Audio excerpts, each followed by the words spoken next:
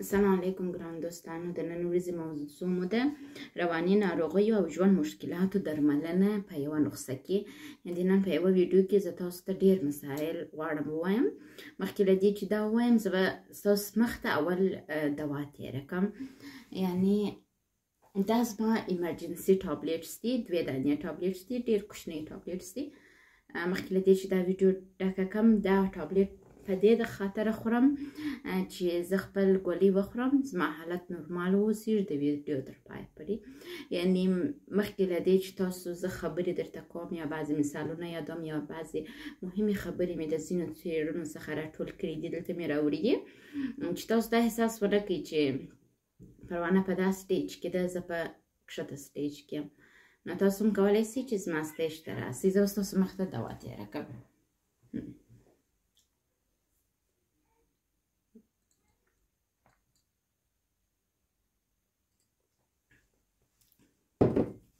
ما په جوس باندې دوا تېره کړل. اوس راځو ولې زه د نن ویډیو ډکوم او زه خپله څوک یم. زه د نن ویډیو په دې خاطر ډکوم چې زه په دې باوري یم چې اکثره وخت ډېر وخت زه اورېدل سوې یم.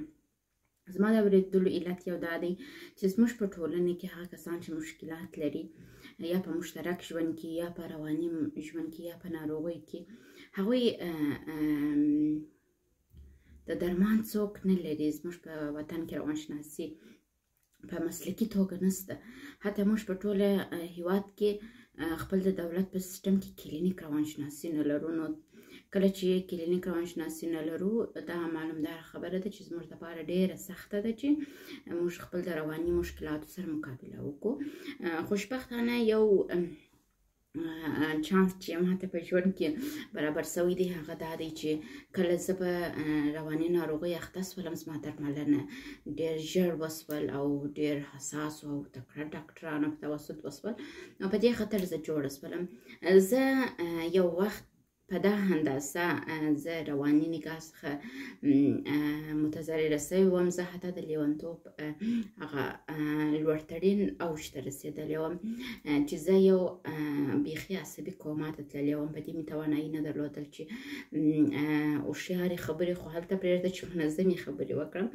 نو بیا زما حتی ماته د برق کرنټ راکول سو.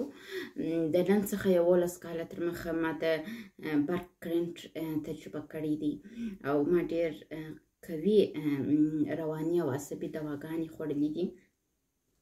او بل ما د دا هر څه ناروغیو سربیره د اعصابو د ډاکټرانو سره، د رواني ناروغیو د ډاکټرانو سره، د روانشناسانو سره خبرې اترې په نړیواله سطحه مې ډاکټران لیدلي چې مثلا زه د امریکا هیواد لخوا تداوي سوې یم، زه د ترکیې هیواد لخوا تداوي سوې یم، زه د هندوستان لخوا تداوي سوې یم، زه د ایران لخوا تداوي سوې یم، زه د پاکستان لخوا تداوي سوې یم. دا داسې یو محور دی چې تاسو فکر ورته وکړئ ډېر لوی لوی هیوادونه دي او ښه ښه ډاکټران لري او ما په نړیواله سطحه ډېر ډاکټران په دا بخش کې لیدلي دي. ځکه چې زه خپله د دا بخش اوس فلحال خو په دا بخش کې یم، خو مخکې نه وم. مخکې د دا بخش یو مراجعه کوونکې وم، یو مریضه وم او ماته زما تداوي کېدل. زه فکر کوم ما خپل د تلیفون د ایرپلین موډ نه دی آن کړی، نو ماته میسیجز راځي. زه به اول ایرپلین موډ آن کړم تر څو زه د میسیجز او د ایمیل او د دا شیانو څخه خلاصه سم، تر څو ویډیو منظمه ریکارډ کولی سو. سمه. سلام دوستانو.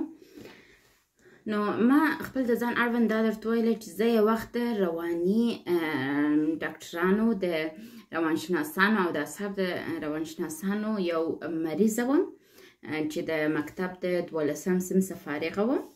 واده یې کړی و. په واده کې هم بریکاپ راغلی و، د میړه سره جلا سوی و او جدي ناجوړۍ څخه کړېدل. یو کوچنی هم په نس کې و، حامله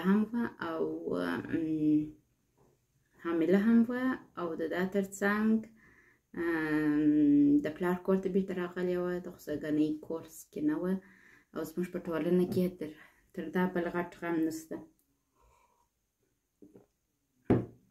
زموږ په ټولنه کې تر دې بل غټ غم نشته چې یوه نجلۍ د خسرګنۍ کور پرېږدي او د پلار کور ته راځي، ځکه چې هغه ډېر سخت دی.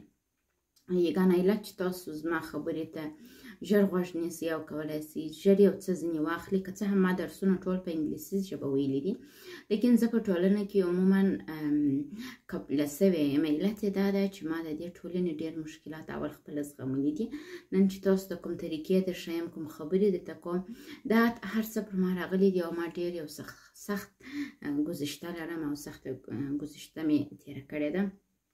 اول راځم تاسو ته په ژوند کې موږ د ډېر مشکلاتو سره مخ کېږو. وایي ژوند د غوښتلو نشه ده، یو رقم نشه ده چې ته هر څه غواړې، مینه غواړې، ډوډۍ غواړې، رتبه غواړې، شهرت غواړې، ښکلا غواړې، یعنې هر څه موږ غواړو، یو نشه ده د غوښتلو. ژوند یو مسؤلیت دی، دا داسې مسؤلیت دی چې الله موږ ته راکړی دی. پر الله باور لرو، هغه که موږ مسلمانان یو، که کافران یو، که یهود یو، که نصارا یو، که هندو یو، که اتیست یو، هر شی چې یو موږ الله پیدا کړي او هر انسانان خپل په یو رقم سیستم کې پر الله باور لري. نو الله پیدا کړي او دا ژوند یو مسؤلیت دی چې الله موږ ته راکړی دی. وایي ژوند با صلاحیت موجود دی، یعنې الله جل جلاله موږ پیدا کړي یو. الله جل جلاله کولی سولی موږ داسې پیدا کړي چې موږ ونسو کولی خپل ځانونه خپله ووژنو، لیکن الله جل جلاله دا اپشن هم موږ ته راکړی دی. یو با صلاحیت مسؤلیت دی چې ته د دې اجازه بیرته نه لرې چې ځان ووژنې په اسلام کې. نو دا مې اول د ژوند اړوند درته ویله چې په ژوند کې دا یو څه چې تاسو غواړئ، مثلا یو څه نه تاسو غواړئ، دا د ژوند همدا معنا لري، یو نشه ده د غوښتلو. تاسو به هغه کسان چې اوس ما ویډیو ګوري، بعضې کسان به مینې مینه یې کړې ده، مینې ته نه دی رسېدلی، ګناه یې کړې ده او په دا فکر کې ده چې زه د ګناه څخه څنګه ځان د عذاب وجدان څخه خلاص کړم. بعضې چا بیا پر یو بل چا یې بېرحمي کړې ده، د بېرحمۍ په عذاب اخته یاست. د بعضې چا زړه مات سوی دی، یا یې د نظام څخه زړه مات سوی دی، یا یې د حزب څخه زړه مات سوی دی، یا یې د مېرمنې څخه زړه مات سوی دی، یا یې د مېړه څخه زړه مات سوی دی، یا د ژوند څخه. څوک مالي مشکل لري او څوک چا خپل عزیزان ته لاس ورکړي دي، څوک رخشن سوي دي په ټولنه کې. زموږ په ټولنه کې دا چې رخشن سي ډېر غټه خبره ده او ډېر انسانان حتی ځان په وژني. نارینو کې جنسي مشکلات، بعضې نارینه جنسي مشکلات لري او په دا رقم ټولنو کې لکه زموږ افغانستان د نارینو جنسي مشکلات ډېر جدي نیول کېږي او ډېر بد دي، ډېر وحشتناکه دي. دا رقم ورته ډېر مشکلات په ژوند کې شته. مثلا د یو چا څخه ماینه طلاق غواړي، د یو ماینې څخه بیا مېړه طلاق غواړي، یا مثلا خپل مېړه او ماینه وینئ چې ځي د بل چا سره اړیکه نیسي، خیانت درسره کوي. یعنې په ژوند کې هر څه امکان لري. کیدای شي ستا د سترګو مخ ته ستا زوی یو څوک در ووژني، کیدای شي ستا د سترګو مخ ته ستا میین یو څوک در ووژني، ستا خاوند در ووژني، ستا مېرمن در ووژني، ستا د مخه ستا اولاد ووژني. هر ډول بده، هر ډول وحشتناکه صحنه چې موږ ژوند ته راځو امکان لري زموږ سره وسي، امکان لري جنسي تېری راباندې وسي. جنسي تېری یوازې پر ښځې نه کېږي، پر بعضو تنکیو هلکانو هم کېږي. بعضې بېرحمه انسانان یا هغوی هلکان دې ته مجبوره کړي چې جنسي رابطه ورسره ونیسي، بار یې مجبوره کړي چې جنسي رابطه ورسره ونیسي. دلته هلکان ډېر وځورول سي، ډېر پریشانه سي. دا هغه وسایل دي چې موږ ډېر ځینې کاریږو او فلحال په افغانستان کې زموږ په ټولنه کې چې د افغانستان اسلامي امارت حاکم سوی دی یا مثلا په عامه لهجه چې خلک یې وایي طالبان راغلي دي. په افغانستان کې اقتصادي مشکلات ډېر دي ځکه چې افغانستان تحریم سوی دی. حتی په هیوادونو کې منظم سفارتونه نه لرو یا مثلا مخکې چې کوم مشکلات کېدله خارجيانو حل کول، خارجيانو مو سره مشکلات نه حل کوي. نو دا هغه څه دي چې زموږ پر خلکو ډېر تاثیر کړی دی. یا مثلا طالبان حاکمان سوي چې طالبان یو مذهبي ډله ده، دوی رالل حاکم سول او اوس نظام د دوی په لاس کې دی او دوی مخکې له دې چې حاکم سي طالبان دوی خپل یو نظام درلودی، والي به درلودی، وزیر به درلودی. زما په یاد دی زما ورور د امنیت ملي د سفریت کې ټکی و د خارجيانو سره کار کوم. نو دوی زه ډېره کوچنۍ وم، دوی لیکلي وه چې د خاکریز ولسوال او زه هریانه تللې وم چې مثلا په میډیا کې موږ ته ښکاره کېدل چې طالبان یو ګروه ده. نو ماته دا داسې یو رقم راخشندې زیاده، زه ډېره کوچنۍ وم، تقریبا په نهم صنف کې وم د مکتب، چې طالبان خو دوی وایي چې یو ډله ده نه، دا په خاکریز کې ولسوال لري. ما به ډېر خندل، یعنې ډېر د دوی اړوند تبلیغ سوی ده نه.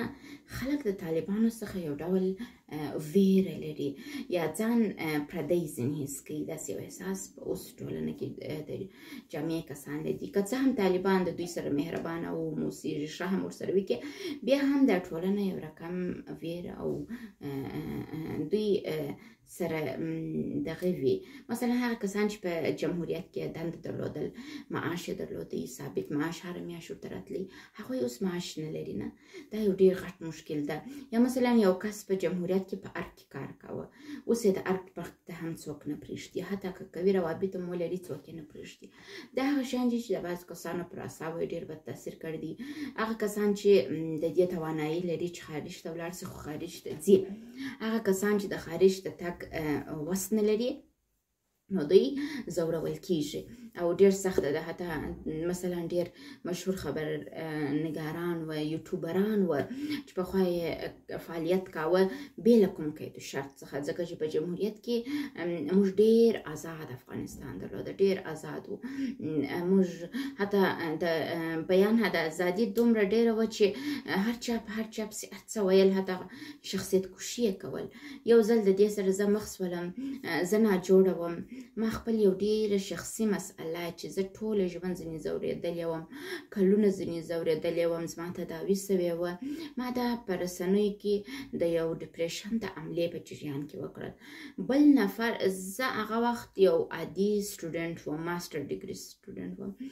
ما چې دا مصاحبه وکړل د کوم ښځې سره، تمه مې نه درلودل چې دا د افغانستان په پښتنو کې نشر شي، ځکه چې اصلا ما د میډیا سره بلدیت نه درلودی، د میډیا سره اصلا نه وم بلده. 2018 یو بل ځوان د عبدالعلي افغان په نامه په ما پسې پوسټ وکړ، هغه په زرهاو فالوورز درلودل او عین خلکو په ما پسې بد راتلي ویل او ما ته دا ډېر بد تمام سول، حتی زما د یعنې د ډېر بد وضعیت سبب سو.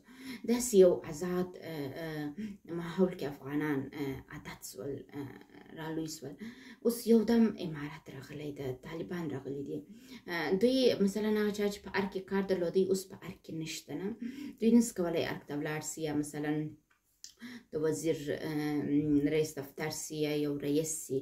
دغه شیان دوی ته نور یو ډول سوي دي چې دوی احساس کوي چې نور زه دا څه ته نه رسېږم.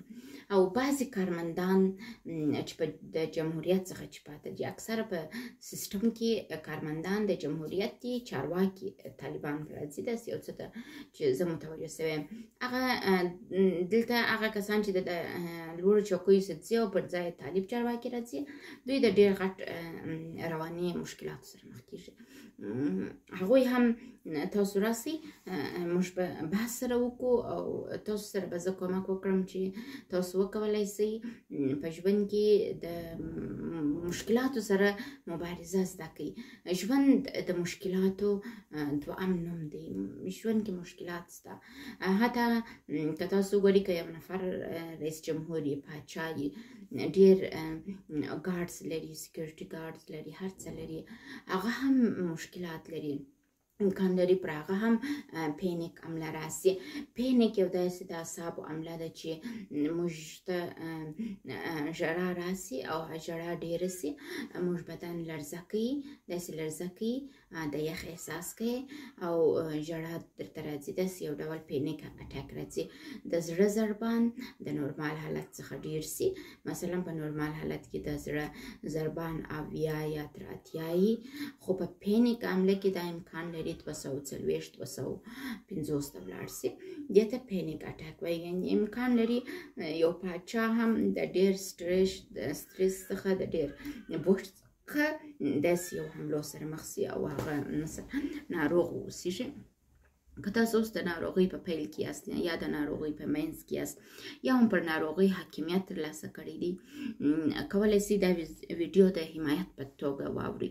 خو هغه کسان چې په ابتدایي حالت کې یاست تر اوسه نسئ کولی چې خپل پر ناجوړۍ باندې واک حاصل کړئ یا د ژوند په مشکلاتو په مقابل کې یا کوم بد احساسات چې تاسو یې لرئ مثلا تاسو احساس لرئ چې خودکشي وکړئ احساس لرئ چې وژاړئ احساس لرئ چې غمګین یو ځای کښېنئ چرت ووهئ یا دغه رقم جام پاتې کېږي نه. مثلا زه تاسو ته یو مثال درکړم. زه د کندهار کې عینو مینه یو شهرک دی چې وځې دلته د پولیسو چک پوینټ چې بیرته راځي هم د پولیسو چک پوینټ زه په رخشه کې د عینو مینې څخه ووتلم 2 ساعته بعد بیرته رالم. زه د عینو مینې په دروازه کې طالبانو ودرولم. ما ته وایي خبرې وکړه. زه ورته وایم چې ووایم زه داسې رابیداره شولم چې ووایم دا طالب و بل طالب ته وغږ کړله چې سمه ده خبرې کولی سي ځه.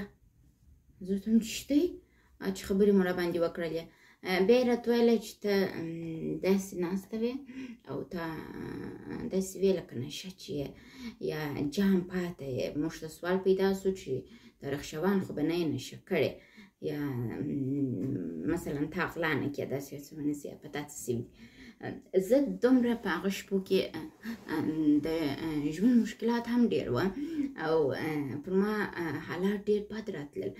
ما چې به سر داسې د مثلا د رخشې پر د دیواله کښېدوئ زه به د هغه جام پاته سوی وم دا زما سترګې نه رپېدلې. مثلا زه په اکټینګ کې یو څه ضعیفه یم اکټینګ نسم کولی خو هغه حالت چې یو عسکر و دې ته مجبوره کوي چې رخشه یا ټکسي ودروي او ما ته ووایي چې خبرې وکړه یعنې دا واقعا یو ډېر جدي حالت دی چې زما به همداسې به زه جام پاتې سوی وم.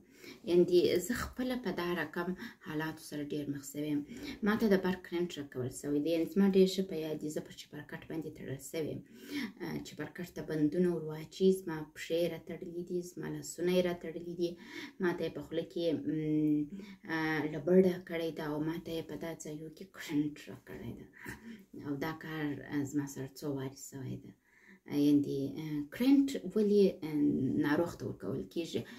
کرنټ په دې خاطر و ناروغ ته ورکول کېږي چې ناروغ په هماغه لحظه هغه شیان چې د ده په سر کې ګرځي هغه پریشانیان هغه غمونه هغه مشکلات چې د ده په ذهن کې ګرځي دا کرنټ و رواني مریض ته د دې دپاره ورکول کېږي چې د موقت وخت دپاره هغه ترهیر کړي او بحاله یې کړي انرژي ورکړي.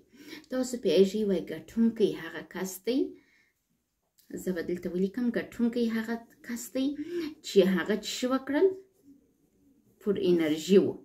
ګټونکی هغه کس و چې پر انرژي دی. دا مې ولیکئ نوټ مې کړئ. یعنې هغه څوک چې انرژي لري بحال دی اکټیو دی فعالیت کوي خاندي دا ګټونکی دی. ژوند دا کس وکړي نه هغه کس چې افسرده یي نه هغه پروانه چې په کندهار کې په عینو مینه کې به داسې جام وتل او جام به راتلل، هغه ګټونکی نشي کېدلی. راځو وایي کله څوک هیڅ نشي ویلی، یعنې ژوند کې دا رقم مشکلات راځي چې ته نشې کولی هغه چاته ووایې. کېدای شي ستا سره جنسي تېری وسي، کېدای شي ستا سره په هلکوالي کې لواطت شوی، ستا د کوچنیوالي څخه ستا د معصومیت څخه استفاده شوې، کېدای شي ته یو نجلۍ یې په خپلوانو کې یو چا جنسي ځورونه در کړې. د نجونو جنسي ځورونه یا د هلکانو جنسي ځورونه یوازې جنسي تېری هم نشي کېدلی. کېدای شي یو هلک یو چا ډېر اذیت کړی یې، په وریښتانو کې لاس ووهلی، لاس یې ور لمس کړی، مثلا پر شونډو یې کیس کړی. همدا رقم نجونې هم کېدای شي داسې ورته کارونه ورسره وشي. موږ په یو دغه ټولنه کې اوسېږو، سنتي ټولنه کې، مذهبي ټولنه کې، کلتوري ټولنه کې. په دا رقم ټولنو کې مثلا یو څوک راولاړېږي، بې له دې چې موږ وغواړو موږ پر شونډو مچوي، موږ نجونې، یا زموږ ځیګر ته لاس راوړي، یا داسې یو څه راسره کوي چې هغه زموږ د ټولنې کې ډېر بد دي، او عموما په دنیا کې هم بد دي، داسې نه چې په دنیا کې بد نه دي. دا څه سره موږ ټیټ کېږو، افسرده کېږو. بعض وخت موږ په غټوالي کې، زموږ کوچنیوالی موږ په غټوالي کې ژوند ته نه پرېږدي. زه 3 ورځې در مخه، نن پرون نه وړمه ورځ چې د خوبه راکښېنستلم، ما د دې توانایي نه درلودل چې زه خپل پښې راټولې کړم او کښېنم. ما خپل د پښو واک د لاسه ورکړی. سترګې مې په دا رقم یو حالت کې وې، خوپې وې، شیان مې منظم نه لیدل چې څه دي. دا رقم یو اعصابو حمله راباندې راغلې وه. په دا حالت کې ما د ځان سره کار وکړ، غټه غټه ساه مې واخیستل، د پزې سمې ساه واخیستل، ومې ساتل په خپل بدن کې، را ایله مې کړل. د ځان سره مې فکر وکړ، مثبت فکر مې وکړ چې پروا نه، صحیح ده، ستا په ژوند کې ډېر بد شوي دي، صحیح دی چې ته په مشکلاتو کې شاید اوس حالت کې ته کولی شې به نه چې کې. ما د ځان سره خبرې وکړې، یعنې تاسو په زما په دا راسته چپه خوا کې دلته زما چپرکټ پروت دی. زه ډېر په مایوسۍ د خوبه راکښېنستلم. دا نن تقریبا 4مه ده، ما به ویډیو هم نه اپلوډ کړې. زه اصلا په ښه وضعیت کې نه وم. که تاسو وینئ زما دلته مخ مکمل دانې شوی ده، او ما نن خپل مخ په فیس واش پرېوړی او کریم استفاده کړه تر څو دا دانې ورکې شي. زه داسې یو حالت ته تللې وم چې راکښېنستلم، نه مې پښو ته حرکت ورکولی شولی او نه مې په سترګو سم لیدل. ډېره وم بیرېدلم چې آیا دا پښې فلجېده به د ګرد عمر دپاره یا د سترګو سره خو لا عادي یم، زما پر سترګو ډېر عمر داسې حال راځي چې زه یې نه وینم. بیا ما ته ډاکټرانو مصنوي اوښکې راکړي دي، هغه زه ور واچوم، زما سترګې اوښکې منظمې نه تولیدوي. دا فزیکي مشکل نه لري، کله چې زه اعصاب مې ناارامه وي بیا زما سترګې اوښکې نه تولیدوي. دا یو ډول د رواني ستونزو یو ډول عمله ده.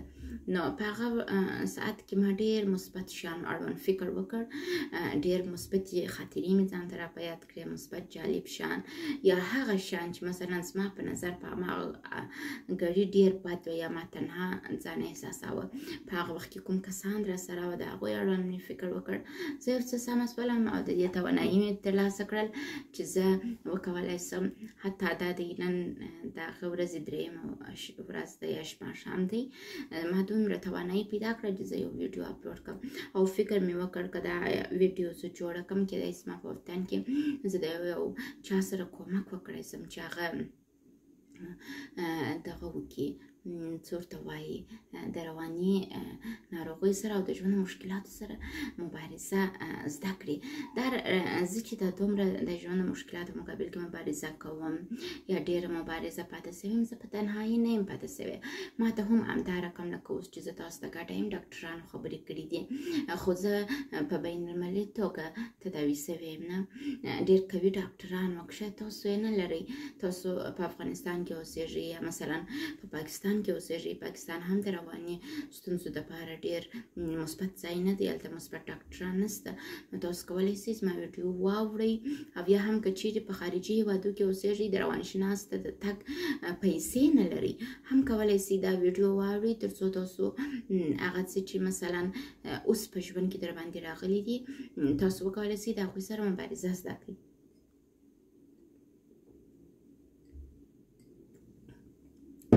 جوزه مې وڅښئ.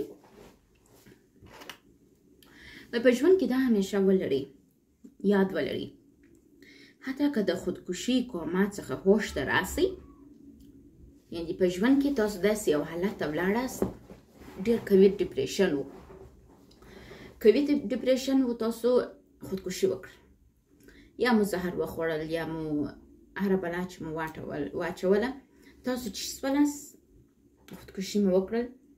کله چې انسان خودکشي کوي او بېهوشي کېږي نه، دې ته موږ کوما وایو، دوی کوما ته ځي چې بیا ډاکټران ستاسو سره کوما کوي، یا مو معده درمینځي، یا مثلا سیرومز درکوي، تاسو بېرته د کوما څخه هوش ته راځي. دغه حالت داسې یو حالت دی چې ته ځان ته وایې چې والله خودکشي دې کړې وه. دلته ته ځان ته متوجه سه چې خودکشي چې ولې کړې وه. خودکشي عموما د ډپریشن عملیې په وخت کې کېږي. نو وایي کله چې تاسو د خودکشي د کوما څخه هوش ته راسئ، دا یاد ولرئ چې دا ځان ته ووایاست چې پر ما د ډپریشن عمله راغلې وه، ما خودکشي کړې وه، زه اوس څه کوم؟ مبارزه کوم، زه اوس درېږم، زه اوس د ژوند د مشکلاتو په مقابل کې مبارزه کوم. تاسو به زه همیشه ډاکټره لیدلې یم نه، زه د نن 11 کاله تر مخه یو مراجعه کوونکې، یو ډېره غمجنه، یو ډېره داسې نجلۍ چې ټولنې شړلې ده، داسې یو نجلۍ وم. لکه نن چې تاسو ما اوري، زه داسې یو څوک نه وم، زه ناجوړه وم، په هېڅ شي نه پوهېدلم، پر هر شي مې مثلا د ځان سره پټ ژړل، حتی په ښکاره مې ژړل نه، دا رقم یو حالت کې وم. زه تاسو ته یو شی د خودکشي اړوند ووایم. د تېره روژه چې په پسرلي کې وه، د روژې 28م تاریخ و، د روژې د 28م تاریخ شپه ده، چې شبې دغه ورته وایي شبې قدر دی، شبې چش دی، ګردو خلکو عبادتونه او شیان کول. پر ما ډپریشن اټاک راغی. علت یې دا و چې ما دوهمه نکاح کړې ده، او زما د خاوند ډېر بې رفته خبرې وکړلې، او اصلا زما نه سولې خوښې. زه بایپولر افیکټیو ډیسورډر لرم. بایپولر افیکټیو ډیسورډر داسې یو ناجوړي ده چې مریض عاطفي نګاه څخه بایپولر لري، یو شدید د عاطفي مشکلات لري. زه ډېر جدي د عاطفي مشکلات لرم. یعنې زما ډاکټر په وړاندې یو رسمي خط د ایران پر سیاتامې راکړی، هلته یې لیکلي دي چې پروانه بایپولر افیکټیو ډیسورډر لري، او دا په خپل ټوله ژوند کې 2 وارې د مانیا د حملې سره مخ شوې ده، او نور وختونه د ډپریشن حملې سره مخ شوې ده. پروانه عاطفي مشکلات لري، او دا د کورنۍ سپورټ ته هم ضرورت لري، او په ټولنه کې هم دا د افرادو سپورټ ته ضرورت لري. تر دې بل خبر شاید په دنیا کې نه و چې ما پرون ترلاسه کړ. زما ډاکټر زما اړوند و ایراني ډاکټرانو ته داسې لیکلي. تاسو هم کېدای شي په ژوند کې د دا رقم مشکلاتو سره مخ شئ، یا مثلا خودکشي مو کړي. په ژوند کې چې مو هر څه کړي، په دنیا کې داسې یو شی نشته چې ته ووایې په دې زه شرمېږم، دا ما بد وکړ. که تاسو د یو هر رقم بد عمل وروسته احساس کوئ چې غواړئ بیرته ښه شئ، بیرته اوکې شئ، بیرته ژوند وکړئ، راولاړېږئ او استقامت کوئ. رواني ناجوړۍ هر انسان د رواني شوک سره مخ کېږي. حتی ډېر نورماله کسان امکان لري چې یو ډېر جدي شوک سره په ژوند کې مخ شي. یعنې د نړیواله سطحه څېړنې شوي دي چې هر قوي انسان چې په دې دنیا کې شته، هغه امکان لري چې یو پلار ډېر جدي شوک ته ولاړ شي. تاسو پوهېږئ عصبي شوک څه ته وایي؟ مثلا بعضې یو انسانان یې نه درد ورسي، وایي دا خبره مه راته کوه، بله یو ځم اعصاب ته سکان کشک شم خپل سر وایي، یا مخ ته چې پلاخې ورکړي، یا په ځان غاښونه لګوي، یا دغسې دغسې کوي، یا دغسې دغسې کوي. بعضې انسانان مو لیدلي داسې داسې کوي، یا چې ګډ یې. دا ټوله یو ډول عصبي فشار دی چې پر دوی باندې راځي، او دا کارونه کوي.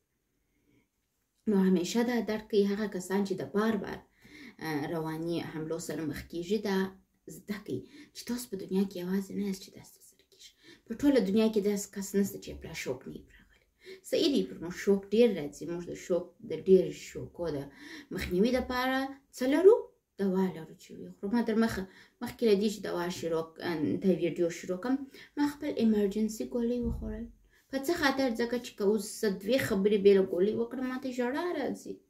او ایمرجنسي ګولۍ حالت دا ده چې دا یو ډوزي د دوا چې بس ولاړه له معدې ته ډېر ژر کنټرول کوي. راځو زه او د رواني حملې شرم. زه پروانه ضیا یم. زه په ټولنه کې په ډاکټري مشهوره یم. په 2000 څو کې 2022 کې زه په ډاکټري مشهوره شوم ځکه چې ما پر ټیک ټاک باندې فعالیت شروع کړ. راځو دا د 2022 موضوع ده. په 2014 کې زه یو رواني ډېره جدي مریضه وم. د خودکشي هڅې مې کولې. د برکنټونو راکول سوي وو. حامله وم. د میړه څه چې لاس سوی وم. د پلار په کور کې اوسېدلم. دا ډېر قوي مشکلات دي چې پر یو ښځې امکان لري چې راسي. په ټولنه کې خلک وایي واده سول یو بېکاره ناکاره وم. زه کوچنۍ نجلۍ وم. زیر سن وم چې وت کړې وم. مطلب زما 13 کاله نه وم. زه په ما پسې به خپلوانو خبرې کولې او مور یې جاړو نه و ورښولې. خور یې اشپزي نه وه ورښولې. پلار یې ښځېتوب نه و ورښولې. واده سوله دغسې یې راوستل. اوس نو لیونۍ ده. دا خو دوی ډېره په نازو لو کړې وه. دا که یې په نازو نه وی لو کړې په جارو په اشپزي د ژوند په مشکلاتو یې مخته کړې وای یا د ژوند په کارو باندې دا داسې نه کېدل. موږ هم بور وو هم ملامت وو. هم زما کورنۍ بور وه په ما باندې. لور یې داسې سوې وه. لور یې ناجوړه سوې وه. حتی د برکنټس تر حملو تر خودکشي تر ډېر بد حالت رسېدلې وه. یعنې زما کورنۍ هم بور وه هم بدنامه وه. بېسواده ټولنه کې اوسېدل. زما کورنۍ هم مبارزه وکړل. زه نن ټول هغه کورنیو ته وایم، هغه ورونو ته وایم، هغه مندو ته وایم، هغه پلرو ته وایم چې ستاسو لوڼې د خسرګنۍ په کور کې مشکلات لري. کوشش وکړئ هغوی حمایت کړئ. مې پرېږدئ چې هلته درپدرۍ ژوند وکړي. تاسو د دې لپاره دا وایاست چې ودرېږه خلک په ما پسې خبرې ونه کړي. زما کورنۍ هم بور وه هم بدنامه وه. دوی په ټولنه کې ژوند کاوه. دوی په ټولنه کې مبارزه کول. تاسو هم کولی شئ ویې کړئ. هیڅ وخت خپل د کورنۍ یو غړي تنها مه پرېږدئ. زه رواني حملې راباندې راځي، بد حالات راباندې راځي. بیا زم په زړه کې بعض وخت شرم احساس کوم چې کاش ما دا کار نه وای کړی. کاش دا کار داسې نه وای سوی. زما سره به داسې نه وای سوی. خو کېږي. بد حالات راځي. زه دومره یو بده ګذشته لرم یعنې چې زه خبرې درته وکړم شاید زه کنټرول پر ځان ونه لرم. زه به ژاړم. تاسو به ما ته ګورئ. په دنیا کې عموما بعضې کسان د مینې ضربه ویني. مینه یوازې داسې نه ده چې ته د یو هلک سره وکړې. صحیح ده د هلک سره د نجلۍ سره مینه هم کېږي. د مور سره مینه، د پلار سره مینه، د خور سره، د ورور سره، د میړه سره مینه، د لیوره سره مینه، د اندرور سره مینه، د خسر سره مینه، د خواهش سره مینه. دا د مینې احساسات دي. دا چې ضربه وویني بیا عموما انسانان په بایپولر افیکټیو ډیسورډر اخته کېږي. یا په د دغه نږدې افرادو لخوا جنسي ځورونه هم د دې سبب کېږي چې انسان په جدي ناروغیو اخته سي. خو یو شی تاسو په ټولنه کې په یاد ولرئ. هر مریض ته زه دا وایم په دا دنیا کې هېڅوک نشته چې راسي موږ ته لاس راکړي او راته وایي چې ته راولاړ سه زه ستا کومک کوم یا ته راسه زه ستا خبره منم، ته راسه ستا دپاره دا کار کوم. هېڅوک نه راځي. دا تاسو یاست چې خپل د ځان دپاره یو څه کوئ او مبارزه کوئ. کوم مبارزه ونه کړل که راولاړ نه سولاست، کوم د ځان دپاره یو څه ونه کړل نو تاسو نسئ کولی پر پښو ودرېږئ. او همیشه دا په یاد لري که عمله راسي، که خلک خبر سي، که هر څه وسي بیرته راولاړېږي. په ژوند کې امکان لري تر ننه پورې پر تاسو باندې 100 بدې حادثې راغلي. تاسو همیشه خپل ذهن داسې اماده کړئ چې پر تا باندې لک دانې عملې نورې هم راځي او د هغه لک دانو عملو وروسته به هم ته کوشش کوئ چې ژوند وکړي. وایي ژوند داسې دی ته پر ما مین نه یې، زه پر ابوبکر مین یم، ابوبکر پر سلما مین دی، سلما تللې ده پر هغه مین دی، هغه بیرته پر ما مین دی. دا دنیا داسې ده. بعضې کسان د یو چا سره مثلا مینه کوي ور ونه رسېږي ډېر سخت دي. دا ما تجربه کړې ده. نو چې ما تجربه کړې ده ما په ژوند کې اصلا داسې یو تروما یعنې یو ډېره بده حادثه چې ستا پر ذهن باندې راځي، ستا په ذهن کې ثبت کېږي او بیا ستاسو نه ورکېږي. دا رقم حادثې پر ما باندې په سلهاوو راغلي چې حتی د هغه چا سره چې ما مینه درلودل هغه حاضر نه و ما ته په مقابل کې بیرته مینه راکړي، حتی حاضر نه و نکاح راسره وکړي، حتی حاضر نه و رابطه راسره وساتي، حتی زما چهرې څخه یې نفرت کوه. د چا سره چې ما مینه کوله هغه حاضر نه و زما میسج ته جواب راکړي. خو شاید په دې خاطر وویلی چې دا لیونۍ ده. ټولنه کې زه همداسې یم، ټولنه کې زه هېڅ وخت چا جدي نه ګڼلم. په ټولنه کې همیشه زه یو څوک وم چې زه لیونۍ یم، ځکه زه بېسواده ټولنه کې اوسېدم. ما په 2014 کې تحصیل شروع کړی، درس مې وویلی، لیکن په 2014 کې زه یو ناجوړه وم. نه ټولنه کې خلکو زما د زوف نقطې لیدلې وې، زما ناجوړي یې لیدلې وه، زما بد حالت یې لیدلي. هېڅ وخت هېڅ چا جدي ونه نیولم، لیکن ما دا سره ژوند وکړ. ما همیشه انسانان درک کړل چې خیر دوی بې سواده دي، زه درس وایم، زه مطالعه کوم، زه خپل ناجوړي درکوم او خپل ناجوړي سموم. دا هغه څه چې ما ته ډېر سخت تمام شو.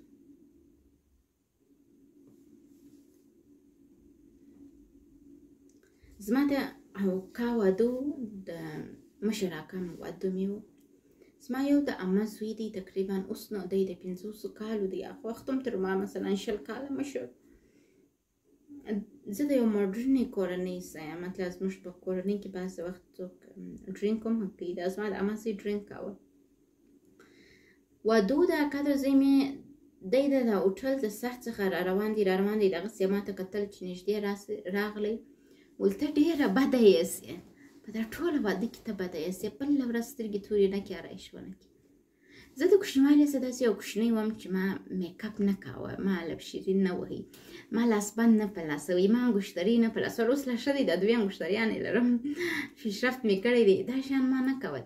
نو کله چې زما د اکا په واده کې زما د عمه زوی زه په میک اپ کې ولیدلم، د خپل د زړه حقیقت خبره راته وکړل، په ګرد هوټل کې ته بده یاست، در حال چې زه شاید په ګرد هوټل کې بده نه ایسېدلم. که په هغه هماغه لحظه کې زما پر ځای بل څوک وای، شاید ژړلي وای، شاید مایوسه سوی وای، لیکن ما هغه درک کړي ځکه چې هغه نشه و او بل کېدای شي دلته زه بده وایسېدلی یم. لیکن ما ته مهم دا و چې ما په هنداره کې ځان ته ویې کتل، ما ته ځان ښه ایسېد. همدا ژوند همدومره دی.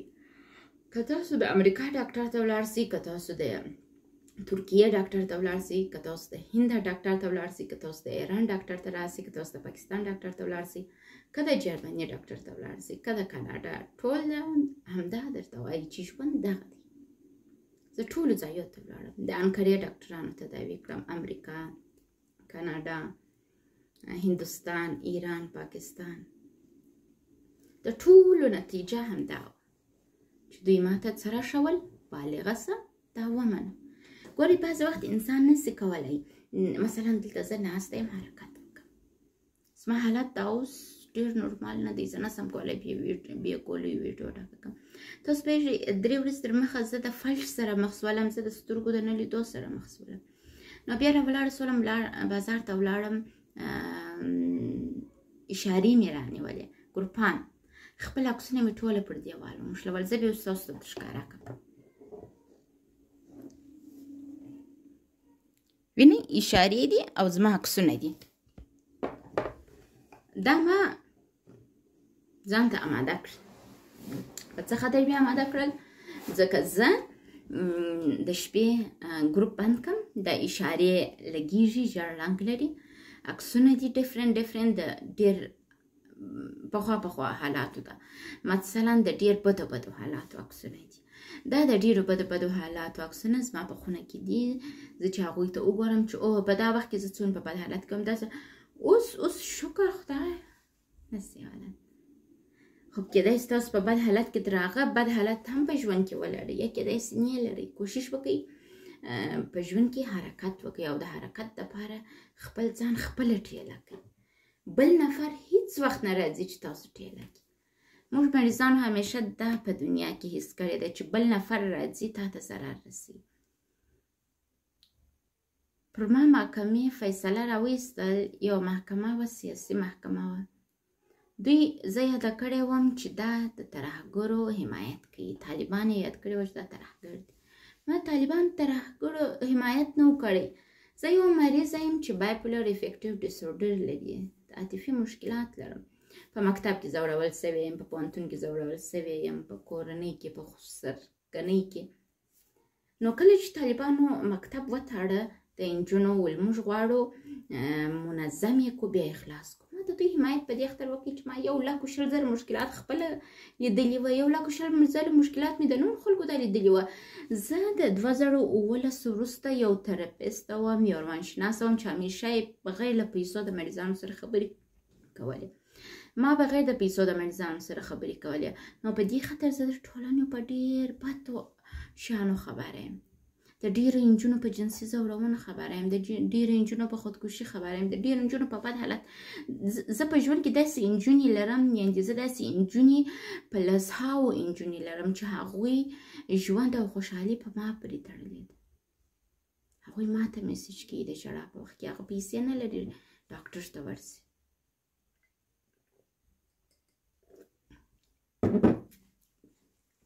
زه دا جوس څښم، زما نن څلورمه د اصلا میالت نه دیسه. د هغه سربیره زه بیرته کوشش کوم چې قوي واوسېږم. د چا په خاطر لور مې پیدا سوې ده، 4 میاشتو لور لرم، یو د 10 کالو زوی لرم. زه زویو لور لرم، باید د هغو دپاره قوي سم. یوازې هغه هم نه، زه په ویډیو کې ډېر کسان لرم، زما په ټولنه کې ډېر کسان دي ما ته ضرورت لري. هغوی زما څخه یو الهام اخلي، هغوی زما څخه یو پیغام اخلي، هغوی زما څخه یو څه زده کوي. د ټول په مقابل کې زه مسؤلیت لرم. که زه ځان تسلیم کړم، بیا نه سم کولی مبارزه وکړم، بیا نه سم کولی خپل هیلو ته ورسېږم، نه سم کولی د هېوادوالو سره اولادو زوی ته نه سم رسېدلی. بیا مې یو 4 میاشتنۍ لور ده. تاسو خبر یاست د نن څه 3 یا 4 ورځې بعد زما بیا طلاق کېږي. ګوره په ټولنه کې دا څومره بده خبره ده. په ټولنه کې خلک راځي موږ ته وایي چې مثلا یو وار چې واده وکړئ چې طلاق دې واخیستی نه، بیا زموږ په ټولنه کې داسې وایي 2 میاشتې چې وکړئ، وایي که د ده کې چې مشکلات جوړه کړه بس بلا نو خلک وایي چې مجرمه ته. نه خیر، زه هېڅ وخت زه دا دی د مېړه څه جلا کېږم. زه یو لور ځینې لرم، زه د هغه د لور مور یم. هغه داسې یو انسان دی چې زما د ډرایورتوب لیاقت نه لري. هغه که زما ډرایور سي، هغه ما نسي کولی مثلا په یو 4 هېوادو کې زما ډرایور واوسېږي. هغه که ایران ته راولم او زما ډرایور سي، ما ورکوي. هغه که ځان کرې ته بوځم، ما ورکوي. که ډیلي ته یې بوځم، ما ورکوي. که واشنګټن ته یوسم، خو مې بیخي ورکوي. داسې یو کس سره زه ولې ژوند تېر کړم؟ ما تحصیل کړی ده، ما علم ترلاسه کړی دی، ما زحمتونه کښلي دي، ما دوندې کتابونه حفظ کړي دي، ما درس ویلی دی، ما د ژوند څه توقع درلودل، ما تمه نه درلودل د داسې یو چا سره واده وکړم چې هغه زما هېڅ ارزښت نه لري. ما د ده سره واده وکړ، نه میاشتې مې ورسره تېرې کړې، زما لور پیدا سول. په دا نه میاشتو کې چې زه د ده سره وم، ده یوه ورځ ما ته ونه ویله چې ته به ارزښت دی، ته به استعداد دی. زه واقعا د خپل د هېواد دپاره یو څوک پاتې سوی یم. زه د ډېرو مریضانو الګو یم.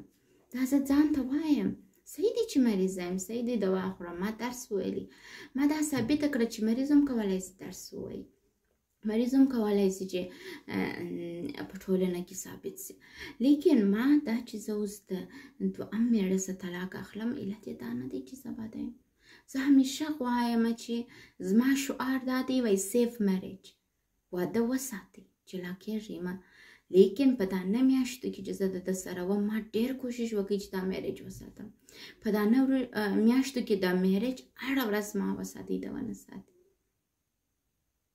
ما به میسیج ورته وکړ، دا ما ته داسې جواب راکړي لکه یو پردی ښځې ته چې جواب ورکړي. اصلا یې نه و زده چې د مېرمنې سره څوک څنګه خبرې وکړي. ما ورته ویله ته یو کار وکړه، زما ویډیوګانې واوره، زما ویډیوګانې واوره، زما د ویډیوګانو څه به ته ډېر څه زده کړې. ده ما ته ویل زه یې وس نه لرم ستا د ویډیوګانو، زه یې ناسم اورېدل. او همداسې یې زه 9 میاشتې په دا وځورولم چې اته خپل د ځان سلیقې ته توجه نه و، خپل د ځان نظافت یې نه ساته. زه یې ځورولم. زه که اوس د دا بیرې طلاق وانخلم چې والله خلک به وایي چې پروانه بې شرمه وه، پروانه بده وه، پروانه امپلا بیا د مېړه زه طلاق شوم. دا طلاق زما د ژوند افتخار ده. زه پر دې دریږم او وایم چې و زه جلا کېږم، ځکه دا کس ما ته ډېر دا رقم عکس العملونه یې ما ته کول چې هغه انبلیفبل وه. یعنې زه یو استاذ یم، زه د پوهنتون استاذ یم، زه ځم پوهنتون ته مارکر اخلم، پر تخته لیکم، محصلین روزم، او ده ما ته د یو داسې چا په سترګه کتله لکه زه چې هېڅوک یم. زه هېڅوک نه یم، زه یو څوک یم. دا یې نه حس کول. نو ولې به یې د ده سره ژوند وکړم؟ همدا یې جلاوالی. زه 9 ورځې په شفاخانه کې بستر وم، حامله هم وم. 9 ورځې په شفاخانه کې بستر وم، پر 10مه ورځ زه عملیات شولم. په دا 9 ورځو په جریان کې د ما ته زنګ نه راوهی. زه د ده اواز واورم. ښځې د اواز باندې مینه کېږي. ښځې اواز ته ضرورت لري. ښځې اواز چې اوري هغوی ژوند کوي. د ما ته زنګ نه راوهه. د ده غټ دلیل د نه زنګ وهلو دا و، ده چې واده کړی و دا یې د معاینې په پټې کړی و او خسرګنۍ یې نه وه په خبر. د دې دپاره چې هغه معاینه خوشحاله وساتي ده زما سره یوه شپه ونه کړل. د ورځې به زما سره و، د شپې به هلته و، د ورځې بیا مسؤلیت درلودل نه راتله. ما سره اصلا کار نه درلود او دا ټول لیدی. ما دا 9 میاشتې تحمل کاوه. یعنې که ده خپل د کلیوالې نجلۍ سره واده کړی وای، هغې دا نه ورسره منل چې دی د شپې نه یې ورسره او د ورځې 1 ساعت راسي بیا ورکي. حتی تلیفون ته وخت نه لري. د یو بلې ښځې خاوند. ده چې اول سر واده کاوه، یو څه یې راته وویل او وروسته یې پر وادو باندې ونه درېده. زه یې اګنور کړم، زه یې جدي ونه نیولم.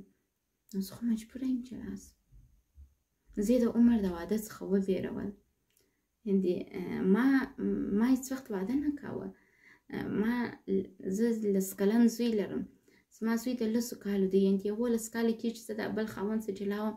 ما د بل واده فکر نه کاوه. دوی رالل، خبرې یې راته وکړې، د دوستانو چای واده وکړه واده وکړه.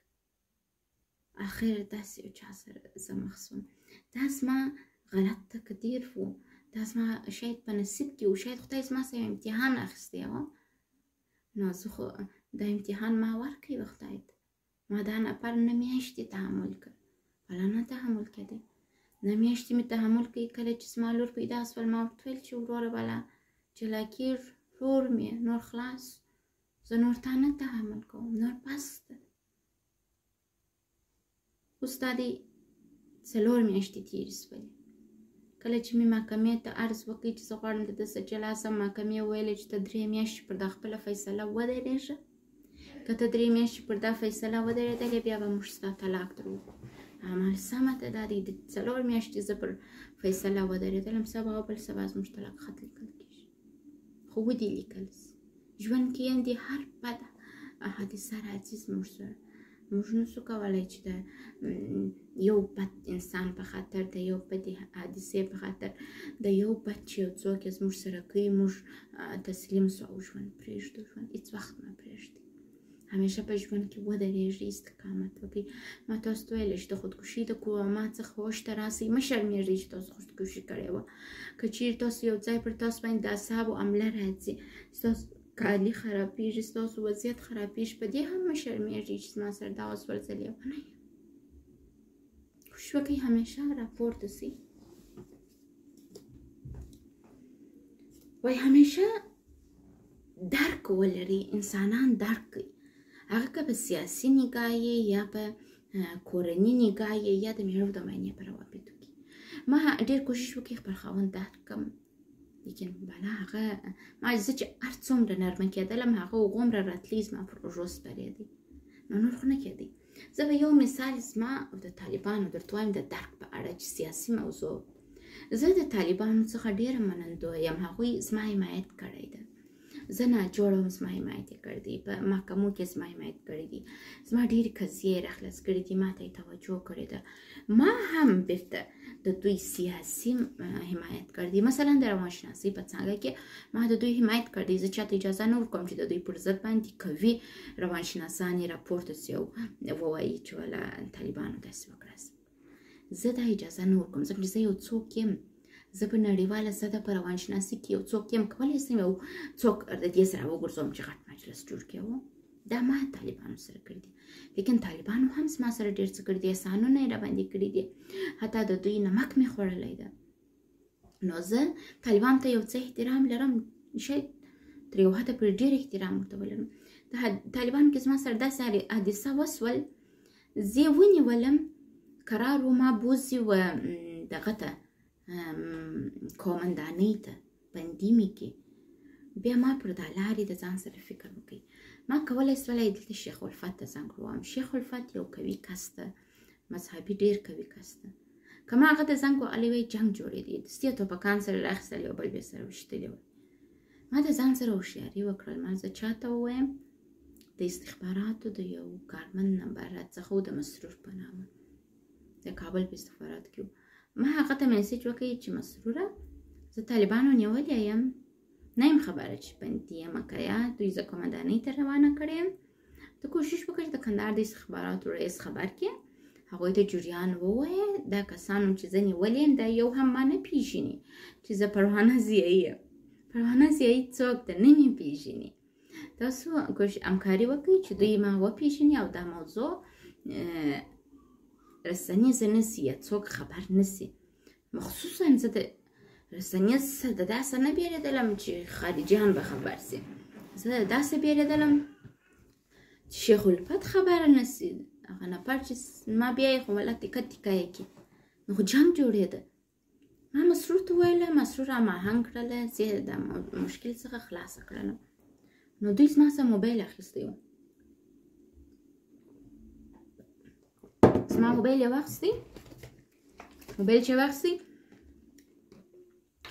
یوه ورځ مکمل یوه شپه بله ورځ زما موبایل د طالبانو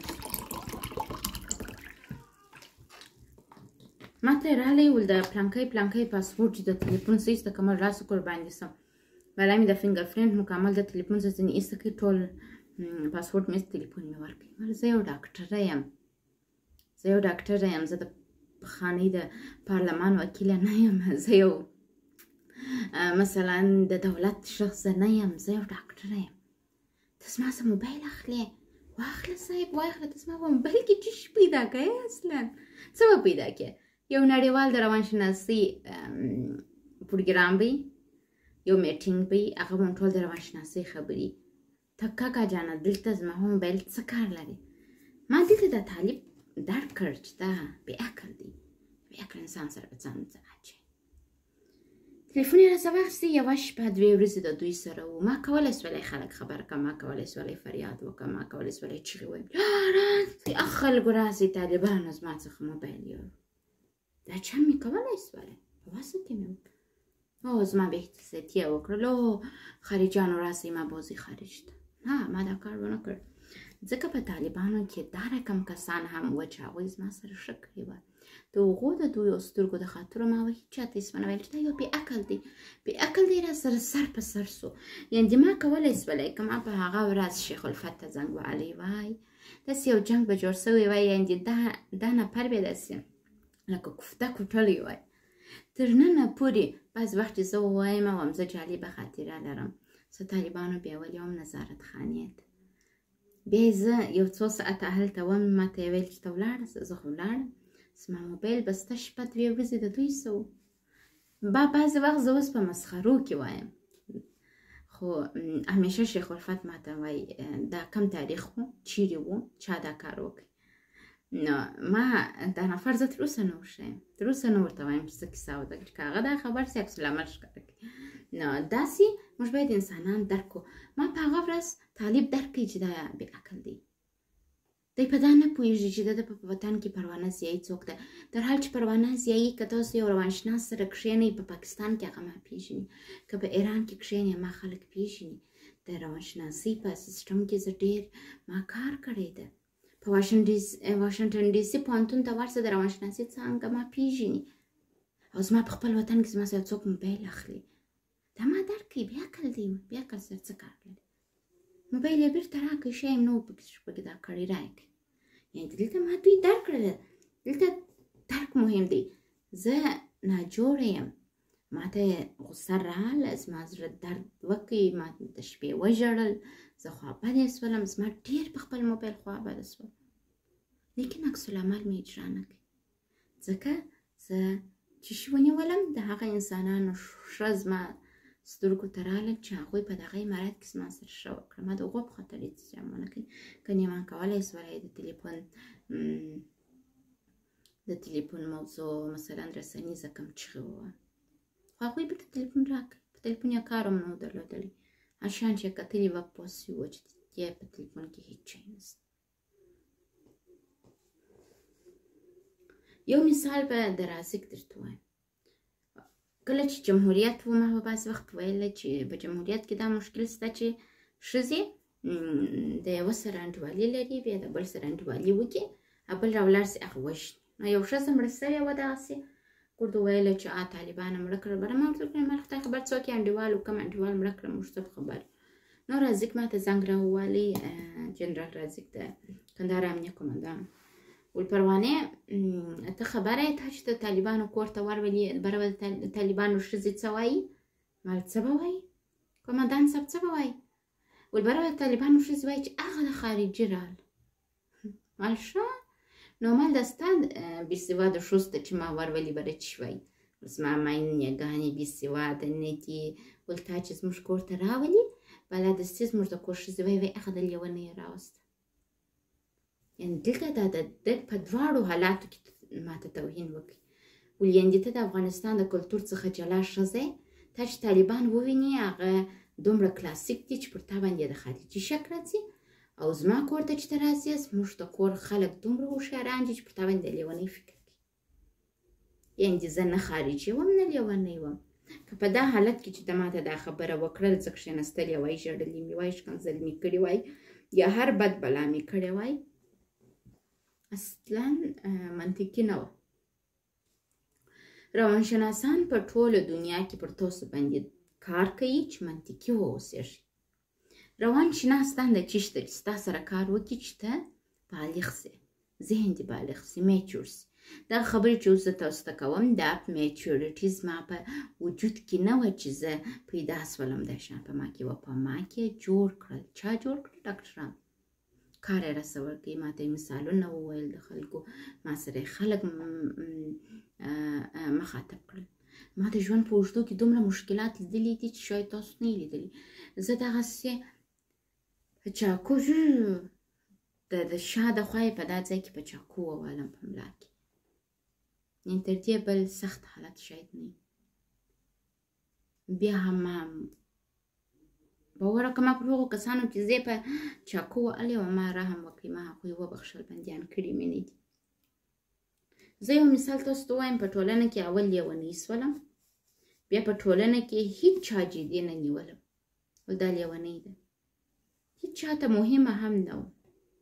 ځینې کسانو به ازاره راته ویل، ځینې کسانو به کش سترګې راته ویل، ځینې کسانو به پیت پزې راته ویل، ځینې کسانو به راته ویل خوله دې بیخي غټه ده لکه کاشین، ځینې کسانو به راته ویل د غاښو په منځ کې دې چاله ده، او ته بد شکله نجلۍ.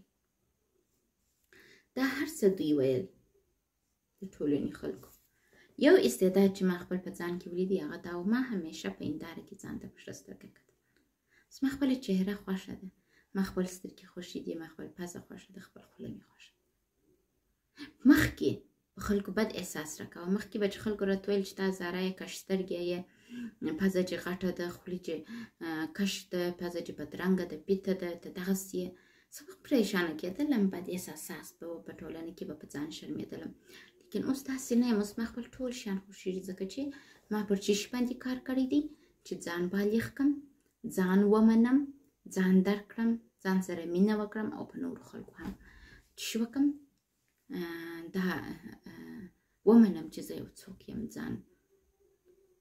که تاسو په داسې حالت کې یاست چې نسئ کولی د ځان سره مینه وکړئ یا نسئ کولی چې دا حالت ته راسئ، اول شی چې تاسو باید پر ځان باندې کار وکړئ هغه دا دی، تاسو ماش، نخود، کشمش رقم په رقم دالونه او رقم په رقم وچې میوې سره ګډ کړئ، ګرد سره ګډ کړئ، بیا سره کښېنئ، دا سره جلا کوئ.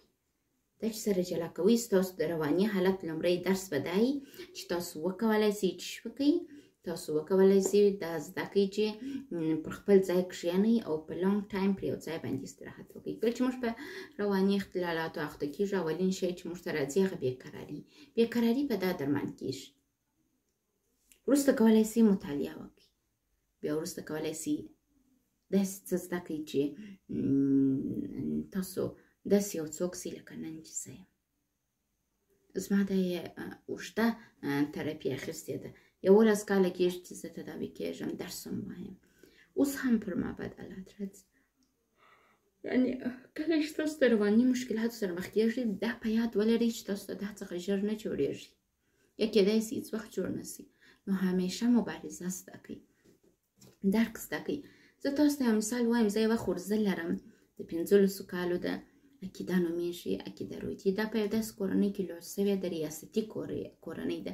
د دوی کور ته چې ورسئ، مثلا زما د خور کور ته، داسې یو رسمي کور دی لکه رسمیاتو ته چې ځې، ګرده خلک منظم کالي اغوستي، منظم ګرځي په فیشن کې، ډېر ماډرن هم دي. مثلا داسې یو ډېر عجیب غریب کور ده. مثلا زه هلته ورسم، زما نه پس تنګېږي، ډېر مې نه پس خور کې مې بیخي تنګېږي د هغوی په کور کې. د نجلۍ په داسې یو کور کې لوست شوې ده. نو دا راغلې وه کندهار ته، موږ ولاړو یو محفل ته. زما یو عمه ده، د هغې کور ته ولاړو، له هغې نوی کور جوړ کړی و زامنو یې، بیا یې محفل نیولی و، موږ ورغلو محفل ته. چې ورغلم، دا محفل ګډوډ دی، نیمې ښځې دلته اشاله کوي، نیمې ښځې دلته اشاله کوي، نیمې ښځې هلته اشاله کوي. نو ما د محفل ښځې ګرده یو ځای کښېنولې، ټایپ مې ولګاوه او موږ ټولو پر یوه ځای اشاله وکړل، او دا د ټول محفل سره زه دوستانه وم، ټولې مې راولاړې کړې، راسه اشاله کړو. دا محفل یو رقم نظم واخیستی، انرژي راغله وه دا محفل ته، ټول تشویق شول، اشاله یې وکړل. ډېر خوندور محفل تېر سو. زه چې کور ته راتللم، دوی ما ته ډېرې ځالۍ وکړې چې زموږ کور کې پاته سه، خو زه پاته نه سولم ځکه چې ما خپل دوا نه وه راوړې. نو موږ کور ته رالو. کله چې کور ته رالو، د دا څخه تقریبا 1 کال بعد عقیدې ما ته وویل، خاله پرو، په هغه ورځ چې تا په محفل کې دا ګډوډ محفل سره یو کړ، او ټولې ښځې چې پر انرژي راوستلې او ټولو اشاره وکړل، زما په تا کس وست. ول زه غواړم واقعا ستا په رقم یو ښځه سم چې محفل ته ولاړه سي، ټوله خوشحاله کړي، ټوله یو ځای سره راټول کړي او انرژي ورکړي. خب دا د یو روانشناس کار دی چې روانشناس انسانانو ته انرژي ورکړي. لیکن کله دغه روانشناس هم ټوک ټوک کېږي، نسي کولی حرکت وکړي. تاسو همیشه کوشش وکړئ چې دا زده کړئ چې څنګه بالغ سئ او څنګه دغه وکړئ، د ژوند سره د مشکلاتو سره مبارزه وکړئ. د مشکلاتو سره مبارزه چې مو وکړل، رواني ناروغۍ سره مبارزه پسې زده کړئ. بیا به نو تاسو چې شي لرئ، همیشه به پر انرژي یاست او په ژوند کې هیڅ شی جدي مه نیسئ. ما په ژوند کې پلا مینه وکړه. مینه مې په څنګه حالت کې وکړه؟ زه ډېر شدیده ناجوړه وم، زخمي شوې وم. کوم چا چې زما سره په زخمیتوب کې کومک وکړه، په قدرتي توګه هغه پر ما ګران شو، زما په واک نه وه. شاید په هغه وخت کې چې زه ډېره په بد حالت کې وم، خدای دا احساس ما ته راواچوه چې زه د ده ته په کتلو، دا ځوان ته په کتلو زه یو څه احساس د ښه والي وکړم، یا ښه احساس راته پیدا شي. لیکن هغه په مقابل کې ډېر عجیب غریب انسان، اصلا یې نه شوق درلود خبرې وکړي، نه میسج وکړي، نه ماته وګوري، حتی ما بلاک کړي، حتی خپل واتساپ ډیلیټ کړي، حتی خپل پروفایل لاک کړي. داسې یو کس. خو د داسې انسانانو سره موږ مخ کېږو. په ژوند کې هر څه امکان لري، جنسي ځورونه، هر څه. زه د دا ټولو څه چې راوتلی یم، د ډاکټرانو په توسط راوتلی یم. تاسو هم کوشش وکړئ چې راووځئ. یو کنکلوژن چې نن زه غواړم تاسو ته ووایم هغه دا دی چې تاسو همیشه کوشش وکړئ ځان بالغ کړئ، د مشکلاتو سره مقابله زده کړئ او د رواني ناجوړۍ باندې ځان د قوت پیدا کړئ چې پرې وغورځېږئ او د ضعیفه یې کړئ. او همیشه کوشش وکړئ چې منظمه دوا وخورئ. د منظمې دوا دپاره تاسو کولی شئ د ښه ډاکټرانو سره آنلاین هم خبرې وکړئ. بعضې ښه ډاکټران شته چې آنلاین مثلا مریضانو سره خبرې کوي، دوا ورکوي. نو بیا که ضرورت یې تاسو ته د تداوی، تاسو چې مثلا زه یو مشکل د افغانانو سره لرم، هغه که په میسنجر کې دی که په واتساپ کې دی، میسیجونه راواستئ سلام، بیا ډینګ زنګ راووایي. تاسو که ماته ډینګ زنګ راووایي اتوماتیکلی زه تاسو بلاک کوم. تاسو د دې دپاره چې خپل مشکل ماته ووایاست، تاسو ته زه طریقه درښیم چې څه رقم ماته خپل مشکل راورسوئ تر څو زه تاسو ته ډېر په ادب سره جواب درکړم. اول سلام را استوئ، د سلام وروسته خپل منظم مطلب ماته وایاست، منظم سوالونه مو راته لیکئ، بیا زه تاسو ته جواب درکوم. که تاسو ماته منظم سوال نه لیکئ، منظمه خبره نه کوئ، زه هم تاسو ته جواب نه درکوم. زما شماره ده 0 روشن نمبر دی، زما اوس ایرم دی 0790 82 55 89. دا زما روشن نمبر دی. تاسو کولی شئ ماته میسج وکړئ په واتساپ کې، خو میسج کې زنګ نه، سلام نه. زه هیڅ سلام علیکي د چا سره نه لرم، نسم کولی چاته سلام جواب ورکړم. زه نسم کولی په یوه ورځ کې 1000 نفرو ته سلام جواب ووایم. تاسو چې سلام ولیکئ، د هغه وروسته خپل خلاص مطلب ولیکئ، څه سوالونه لرئ، د چې څه کړېږئ منظم، بیا زه تاسو ته جواب درکوم. که دا رقم یو منظم میسج نه وي، زه غیر منظم میسج ته جواب نه ورکوم. او چې کال هم زنګ هم څوک په اجازې راته راوایي، زه اتوماتیکلی بلاک کوم. د آنلاین تراپي یا د واتساپ تراپي قانون داسې دی چې تاسو ډاکټر ته د سلام وروسته منظم څه تشریح کوئ، جواب ته په تمه پاتې کېږئ چې هغه بیا تاسو ته جواب درکړي. هیڅ ډاکټر په دا دنیا کې نشته چې هغه ډایرکټلی فری تراپي وکړي. فری تراپي چې د ډاکټرانو دخوا عموما په نړیواله سطح کېږي، هغه داسې چې د ډاکټر ته تاسو میسیجونه کوئ، ډاکټر په خپل فری وخت کې تاسو ته جواب درکوي. داسې نه کېږي زه هلته یو ځای تللی یم، په مجلس کې ناسته یم، یو ځای تللی یم شاګردانو ته محصلینو ته تدریس کوم، په بل ځای کې ناسته یم د خپل پوهنتون د مشرې سره، زه په خبرو اخته یم، ډینګ ډینګ ډینګ ډینګ ډینګ ماته مسیجونه راځي، سلام سلام، ډایرکټ زنګ، بل نفر بیا لوڅې سکس ویډیوز استوي، بل نفر څه کوي. دا هغه کارونه دي چې زه نسم کولی د سترګې ورته وکړم، تاسو ډایرکټلی بلاک کوم. نو کوشش وکړئ سلام، د سلام وروسته خپل مکمل مشکل او بیا د جواب په تمه واوسئ، بیا زه تاسو ته منظم جواب درکوم. که ستاسو سوال منظم نه وي، منظم جواب هم نه ترلاسه کېږي. نو زه دومره ټایم نه لرم چې زه د هر چا سره چټ وکړم، چټ نه کېږي. تاسو میسج کوئ، زه بیرته د میسج جواب درکوم.